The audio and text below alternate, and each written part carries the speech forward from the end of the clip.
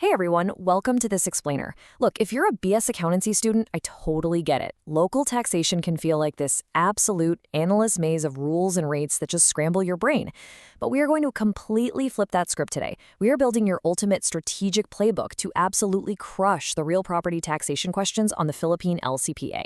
And we aren't just memorizing for tomorrow's quiz, we are going to wire this info into your brain for true long-term retention so it stays perfectly intact for the next 2 to 3 years right up until you're actually sitting in that board exam room. We're using focused study hacks, clean chunking, and we're going to target exactly how the examiners think. Ready? Let's get into it. So here is our roadmap for today. 1. Authority and VALRE modernization. 2. RPT fundamental principles. 3. Mastering assessment levels. 4. The computation formula. And finally 5. Target liability and exemptions. All right, kicking things off with Section 1. Authority and VALRE modernization, basically the who and the what.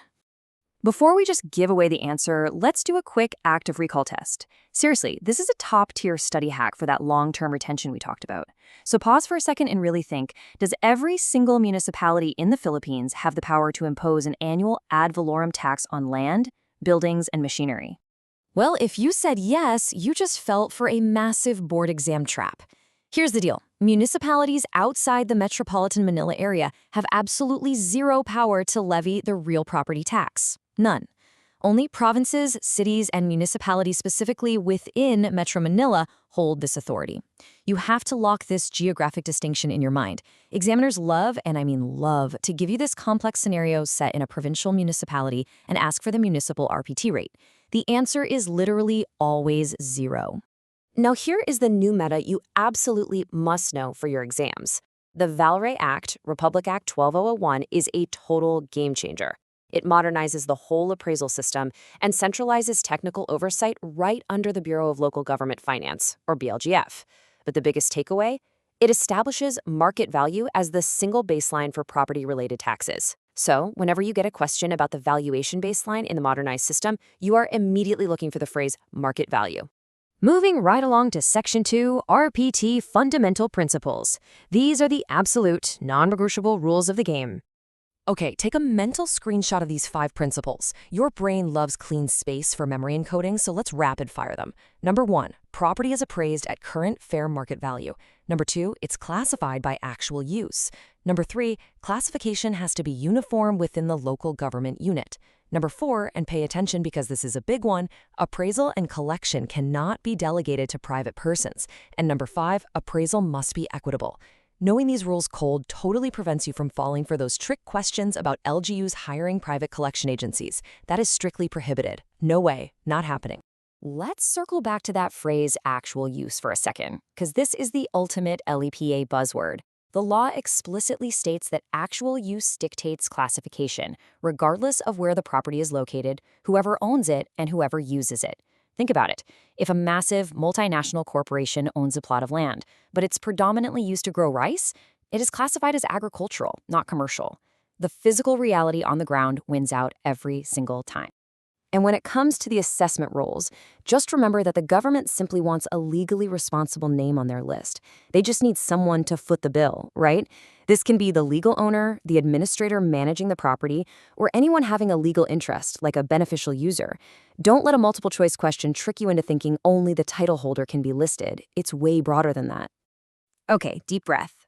Section 3, Mastering Assessment Levels. I call this part the boss fight.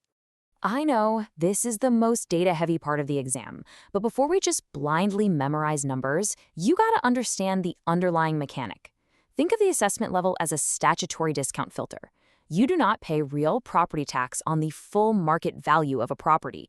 Instead, the government filters that market value through a specific percentage. What comes out the other side is the assessed value, and that is your actual taxable base. Make sense? Now, here is your ultimate study hack for landing these numbers in your long-term memory. Do not, I repeat, do not memorize these as 6 separate isolated facts. Group them to lower your cognitive load. Put residential and timberland together at the bottom, they're both 20%.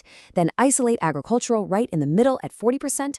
Finally, pair the big moneymakers, commercial, industrial, and mineral up at the top 50% bracket. 20, 40, 50. Say it out loud to yourself, 20, 40, 50. Chunking it like this will absolutely save you from exam day panic. Awesome! Section 4, the RPT computation formula. Let's walk the math path. By breaking the math down into a super straightforward two-step flowchart, your brain won't completely freeze up when you're staring at a massive paragraph-long word problem. Step 1, find the fair market value and multiply it by that assessment level percentage we just memorized. Boom, that gives you your assessed value. Step 2, take that assessed value and multiply it by the local government unit's tax rate. The result, your basic RPT due. It's honestly that simple. FMV to assessed value to tax due. But what is that tax rate for step 2? Watch out, because this is another exact board exam trap. You must always check the geographic location of the property in the word problem. If the property is out in a province, the maximum basic real property tax rate is legally capped at 1%. But if it's located in a city or a municipality within Metro Manila, that rate doubles to a maximum of 2%. So 1% for provinces, 2% for cities and MMA. Don't do all that hard math perfectly in step 1 just to multiply it by the wrong rate at the very end. Almost there. Section 5, target liability and exemptions. Watch out for the trapdoors here. Let's talk about who is actually in the crosshairs for this tax. Normally, ownership dictates liability. If you own it, you pay it. Simple. But beneficial use acts as this insanely powerful legal magnet. If a property is leased out, that liability magnet pulls the tax burden straight onto the entity with beneficial use, possession, or actual control. Keep that magnet concept firmly in your head. Now let's run through the exemption cheat sheet. Lock these into your visual memory because if an entity or item isn't on this very specific list, they are definitely paying the tax. We've got government-owned real property, nonprofit cemeteries, charitable institutions, churches and religious institutions, registered cooperatives, and, interestingly, machineries for pollution control. And a quick tip, these exemptions are incredibly strict. It's not just any cemetery, it has to be nonprofit. It's not just any machinery, it's specifically for pollution control.